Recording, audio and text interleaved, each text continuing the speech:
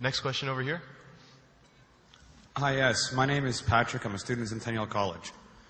My question is, in Islam it says, Jesus Christ, peace be upon him, is not the Son of God.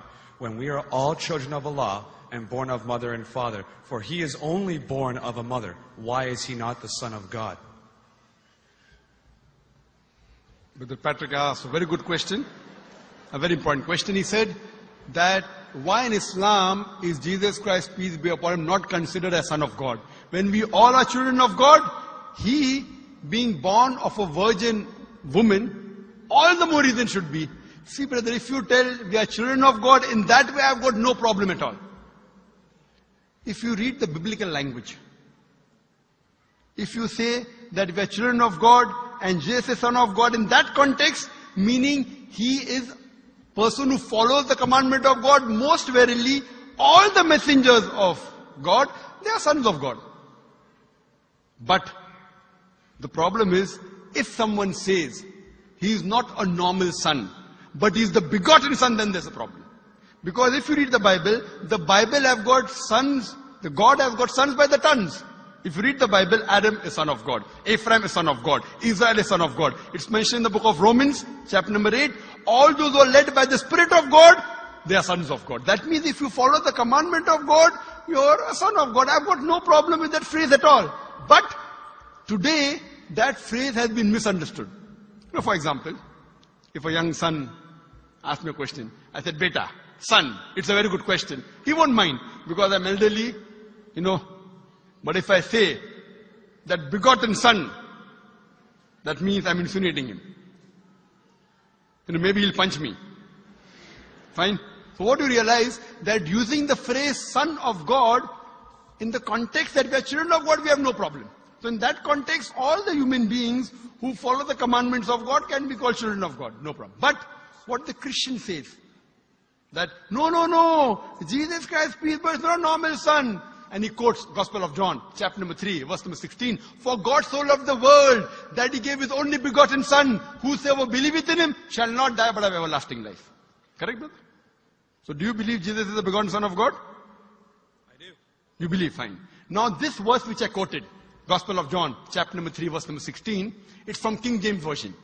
For God so loved the world that he gave his only begotten son. Whosoever believeth in him shall not die but have everlasting life. Now when you read the Revised Standard Version of the Bible, revised by Thaidu scholars, Christian scholars of the highest eminence, backed by 50 different cooperating Christian denominations, they say that this word begotten is an interpolation, it's a fabrication, it's a concoction, it's an adulteration. Who's saying? Not Muslims, not Hindus, Thaidu Christian scholars of the highest eminence in the Revised Standard Version of the Bible, they say begotten is interpolation.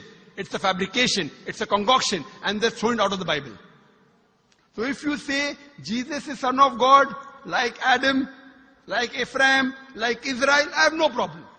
The moment you say begotten, I want to ask you the question, what is the meaning of begotten? Brother, what is the meaning of begotten?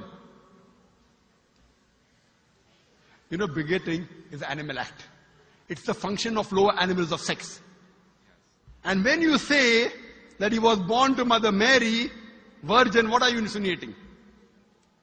And if you say, because Jesus Christ, peace be upon him, is God or Son of God, because he was born to Mother Mary, Quran gives the reply in Surah Imran, chapter number 3, verse number 59. Inna masala Isa indallahi ka masala Adam. Khalaqa min turab. That when they say the similitude of Jesus in front of Allah is the same as Adam. They were born from dust and said, be and it was. If you say that Jesus Christ is God because he had no father and only mother, then Adam, peace be upon him, is a greater God. He had no mother and no father according to the Bible. MashaAllah, you're clapping. I like it. So if you say Jesus is God because he had no father, only mother, Adam is a greater God, peace be upon him. He had no mother, he had no father. I never referred to him as a God, but Son of God. That's right. Fine. So Adam is a bigger son of God. Right or wrong? By your definition, Adam would be a god, for he has no mother nor no father. Not my definition, not my definition. By the definition of the Christian missionary. By my definition, he is a messenger of God. Because God cannot beget. I told you in my talk. Lam yalid wa lam yulad. He begets not, nor is he begotten. The moment God begets, he is not God. Son of God meaning pious person, I agree. That's the reason Allah subhanahu wa ta'ala in the Quran, in 99 attributes, He has missed out Ab, father. Why? It's a good attribute, but Allah did not mention Ab meaning father because people started having wrong meaning of the word father. So He used the more difficult word Rab, but did not use Ab. Logically it's fine, but Almighty Allah subhanahu wa ta'ala purposely did not use the attribute Ab in the Quran because people will misunderstand. That's the reason English-wise, saying Jesus is the Son of God, meaning messenger of God, I'm with you. But the moment you say begotten Son, I have objection. So you say Jesus is a messenger of God, I say peace be upon him after his name. So I respect Jesus Christ, peace be upon him, more than you, Brother Patrick. Because when I take his name, I have to say peace be upon him. If I do not say that, I'm wrong. So I love Jesus Christ, peace be upon him, more than you. I follow his teaching more than you. And if you want, I can prove it to you. That's a different argument, not for tonight. Sorry? That's a different argument and not for tonight. Okay, fine. I'll give you a few things. Jesus Christ, peace be upon him. Fine? If you read the Bible, he was circumcised on the 8th day. Fine? Majority of all the Muslims are circumcised, the Christians aren't. So if you say Christian means a person who follows the teachings of Jesus Christ, peace be upon him, then it's mentioned in the book of Leviticus, chapter number 11, verse number 7 to 8. It's mentioned in the book of Deuteronomy, chapter number 14, verse number 8. You should not have pork. It's mentioned in the book of Isaiah, chapter 65, verse number 2 to 5. Should not have pork. Muslims don't have pork. Most of the Christians have pork. If you read the book of Ephesians, chapter number 5, verse number 18, in the book of Proverbs, chapter number 20, verse number 1, it says you should not have alcohol. Muslims as a whole don't have alcohol. Most of the Christians have alcohol. If you say Christian means a person who follows the teachings of Jesus Christ, peace be upon him, we Muslims are more Christian than the Christians themselves. We love him. We respect him. If you say, I love Jesus Christ, peace be upon him, but don't follow his teachings, your love is false. We, therefore, mashallah, I love Jesus Christ, peace be upon him, more than most of the Christians.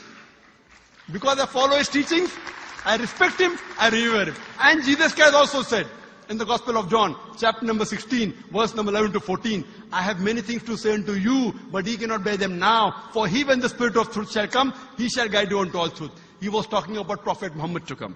So Jesus Christ, peace be upon him, said, you have to believe in the last and final messenger, Prophet Muhammad sallallahu alaihi wasallam.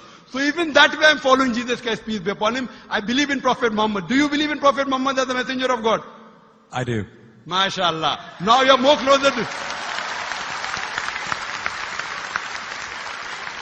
Allahu Akbar.